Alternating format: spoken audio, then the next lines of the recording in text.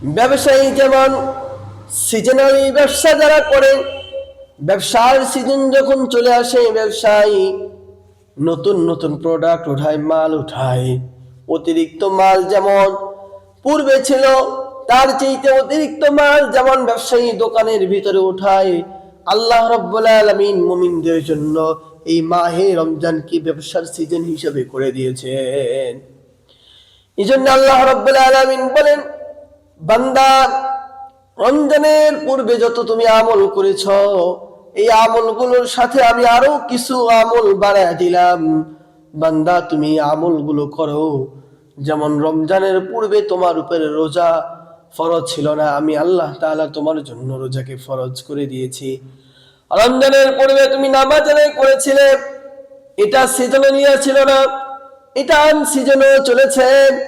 রমজান আসার পূর্বেও যেমন নামাজ ছিল রমজানেও আছে। রমজানের পূর্বে যে সমস্ত আমলগুলো ছিল রমজানের ভিতরেও থাকবে, কিন্তু রমজানের সিজন যখন চলে আসছে আল্লাহ রাব্বুল আলামিন বলেন, তোমাদেরকে আরো অতিরিক্ত মাল উঠানোর জন্য আমি আল্লাহ রাব্বুল আলামিন তোমাদের কাছে প্রতিশ্রুতি দিয়ে দিলাম।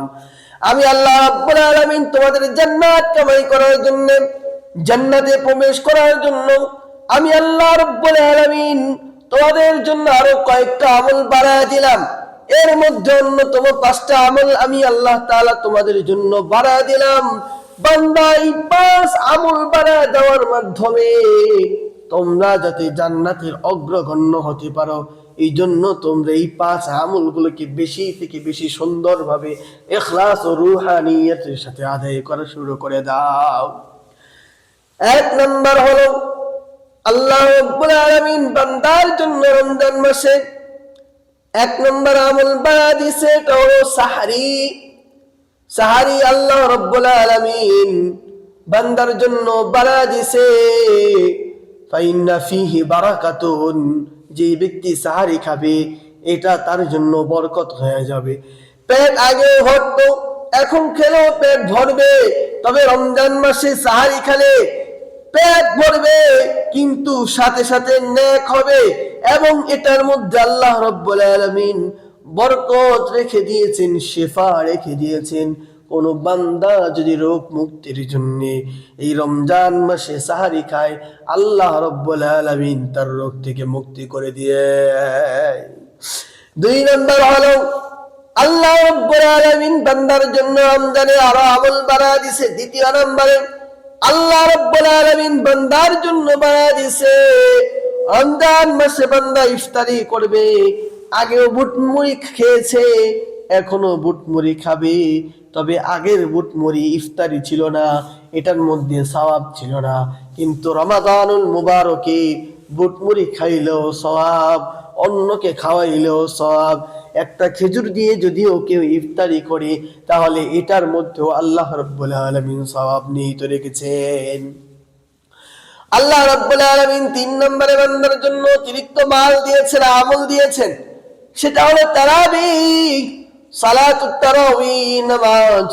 এই নামাজ আল্লাহ রাব্বুল আলামিন, এই তারাবিহ নামাজকে আল্লাহ রাব্বুল আলামিন বাড়ায় দিয়েছে। বান্দা তুমি এই তারাবিহ নামাজ আদায় করে করে আমি আল্লাহ রাব্বুল আলামিনের নিকট হাসিল করতে পারো।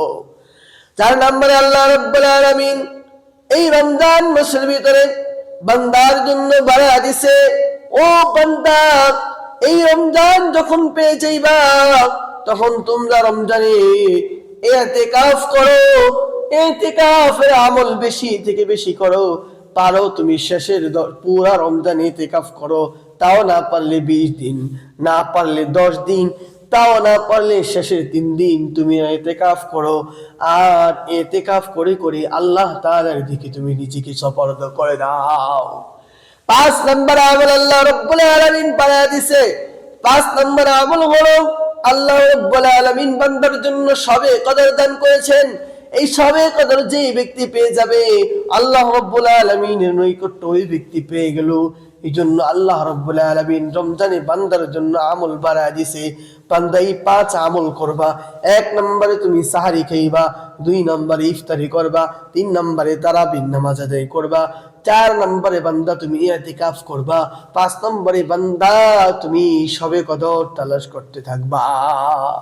আল্লাহ রাব্বুল আলামিন আমাদেরকে প্রতিটি মাহে রমজানে, এই মাহে রমজানেও যেতে আল্লাহ তাআলার এই 5 আমলকে আমরা যেন পুঙ্খানুপুঙ্খানু আদায় করতে পারি, মালিকের দরবারে আদায় করতে পারি। আল্লাহ তাআলা আমাদেরকে কবুল করুন, আমিন। নাসরুম মিনাল্লাহি ফাতহুন করিব।